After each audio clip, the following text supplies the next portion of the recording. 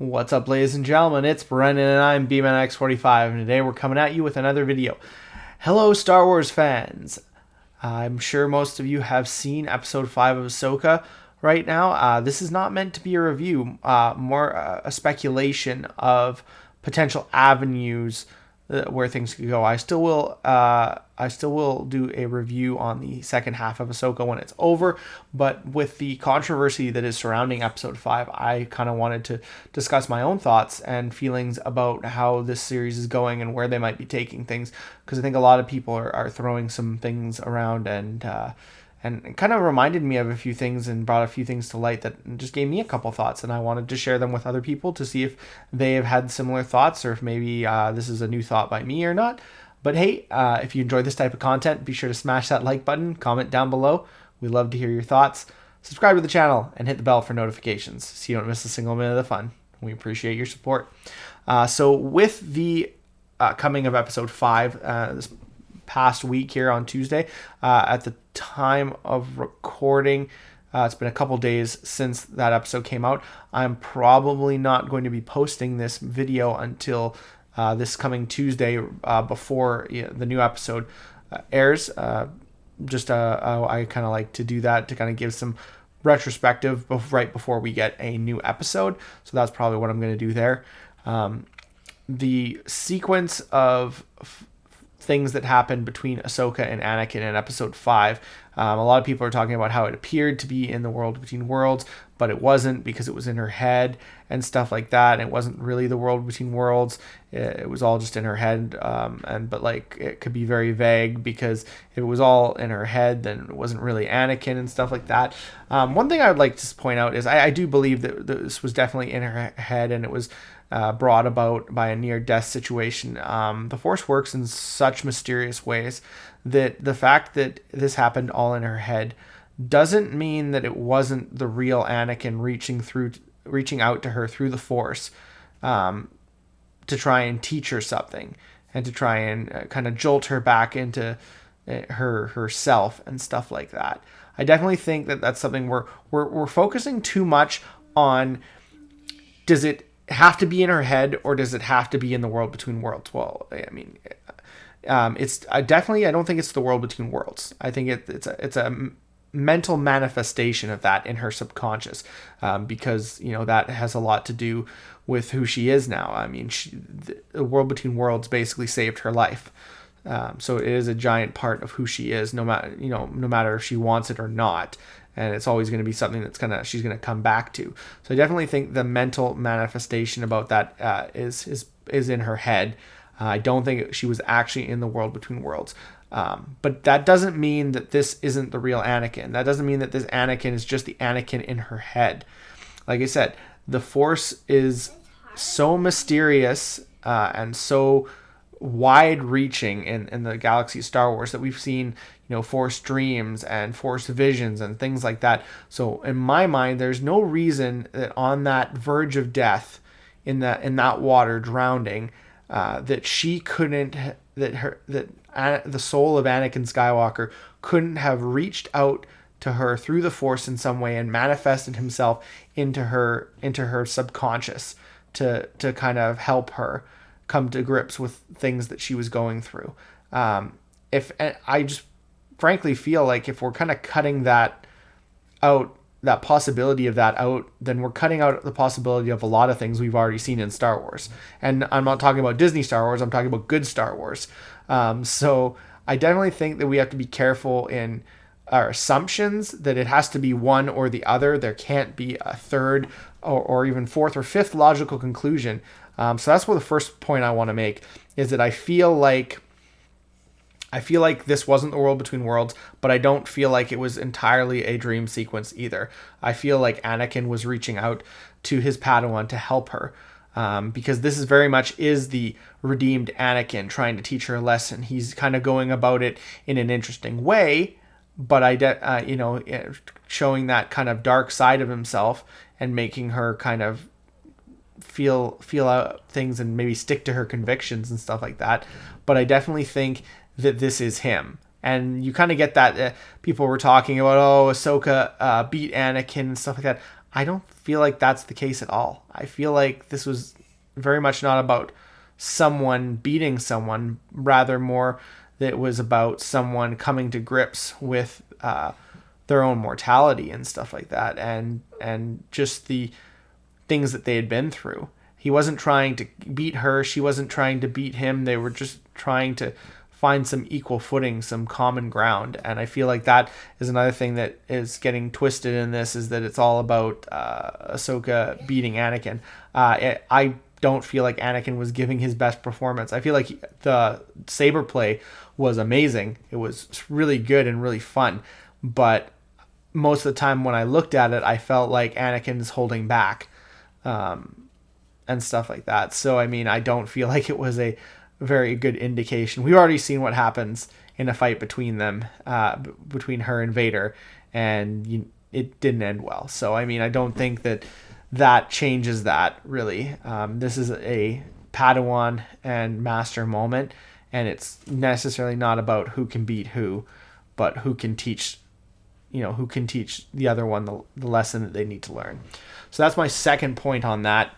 My third thing that I really want to get into is the whole, the world between worlds. People thought it was going to be used to retcon the sequel trilogy.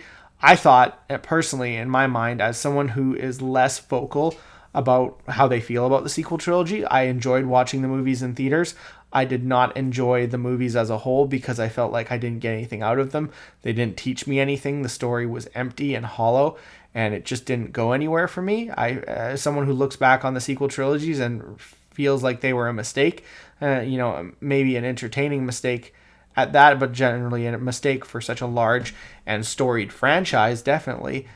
I definitely feel like I would not care if they retcon the sequel trilogy. I definitely don't want things to lead into the sequel trilogy. I just, either want them to leave it alone and just forget about it, or to take it out and do something better, like the Heir to the Empire trilogy, which is what they're kind of doing. They're setting up this big Heir to the Empire thing, which is this big thing that people loved from the EU and Legends, the EU, and they're gonna do that because the other stuff didn't work. So, I mean, you kind of stepped in it your own self, Disney. You kind of gotta live with what you got. But my thing with that is I think people are forgetting, and I don't know, I haven't really heard people talk about this, but to my knowledge, when Rebels ended, when the ship was taken into the farthest reaches of the unknown region, when the Purgles jumped the ship away, there was a specific object on the ship, the Thrawn ship, the Chimera. Does anyone remember what that is? I think it was the stone entryway to the world between worlds, because they had picked it up and brought it onto the ship so that the Emperor could trick Ezra into letting him in there. Of course, he didn't do that, and I can't remember if it was destroyed or anything like that. It's been a while since I watched it, but I know that stone was on the ship when the ship jumped away. So even if it was destroyed, it was still there. It was a monument from Lothal that was brought on to the Chimera. So whether it was intact and could still be opened, or if Ezra had destroyed it or something, it was still on the ship. And I just started to wonder if maybe that's what Baylan Skoll's after, the power of the world between worlds. What if that is why he's not going after the ship because Thrawn, sure, Thrawn can go back to the galaxy and take over the old empire, but what if he's interested in that, in the stone, in the monument? What if he's interested in the world between worlds? Maybe that's the power that he was talking about. Unimaginable power, right? The power to bring back Emperor Palpatine, the power to bring back, Jedi and stuff like that. Maybe or Sith even. Maybe that's what he was focused on when he was talking about power that they would get from this journey and stuff like that. Because it doesn't seem like him and Morgan Elsbeth are on the same page. They're working together, but it seems very much like his motivations are maybe not the same motivations as hers. So, I mean, I just thought about that, and I was like, maybe that is what we're getting into, and maybe we will see the real world between worlds. Maybe that whole dream sequence in Ahsoka's head is a foreshadowing of things to come. That we will go into the real world between worlds and things will change. Whether that is the retconning of the sequel trilogy, or whether it's a different change, or whether it's just the reintroduction of this world in between worlds, or the power that it holds, and the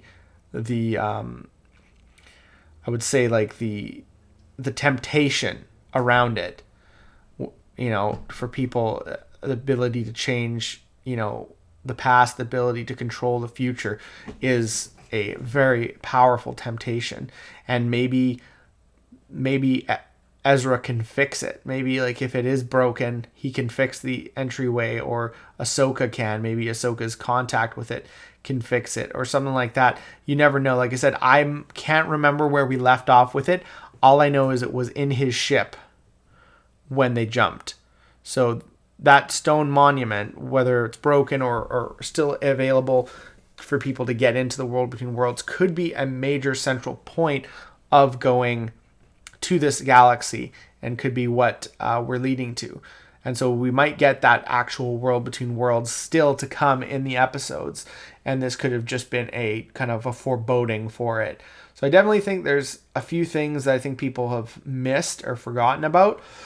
Like I said, I mean, I'm not 100% certain myself, as it's been a while since I watched Rebels. I'd have to go back and really look at it and see what happened, because it's been years now. So I'm not even 100% sure. But from my limited memory, I kind of remember that much. So, I'm excited to see what happens. I definitely enjoyed this episode. I definitely enjoyed the Master-Padawan relationship.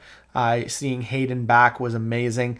And the swordplay and the battles and just the memory recalls to the Clone Wars was just really cool, and just it felt like Star Wars.